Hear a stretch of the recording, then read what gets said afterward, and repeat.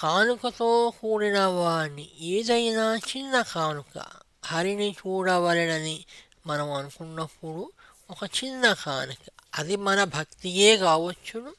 భౌతిక ప్రపంచములో మనకు ఉన్న ద్రవ్యములో అతి కొంత కావచ్చును, లేక ధాన్యపు గింజ కావచ్చును, తులసి దళమే కావచ్చును.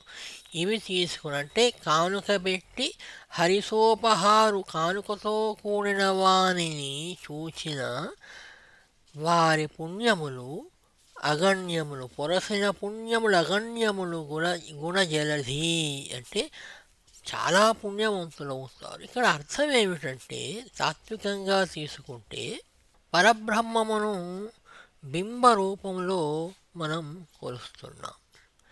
ఆ రకంగా చూస్తే జ్యోతిస్వరూపుడు ఆయన. కానీ ఆ జ్యోతిస్వరూపాన్ని కొలవటానికి మనకు ప్రాధాన్యముగా ఒక బింబము ప్రతిష్టాపన చేసుకొని చూస్తూ ఉన్నాం.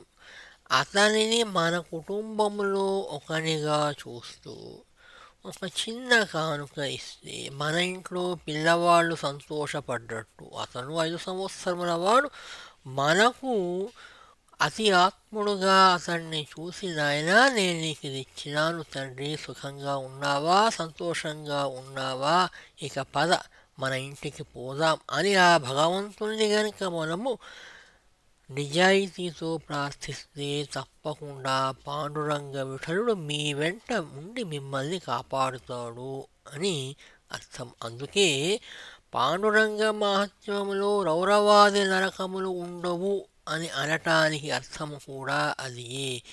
ఎవరెవరు పాండురంగాన్ని తమలో ఒకనిగా చేర్చుకున్నారో వారికి అతను పుత్రుడిగానే నందాత్మకుండా ఆయన నందునికి కొడుకుగా ఉన్నటువంటి వాడు మీకు గాడా అని అర్థం. కాబట్టి పాండురంగ విఠలుని కొలవండి, నరకముల నుండి విముక్తి పొందండి అని తాత్వికమైనటువంటి భావం.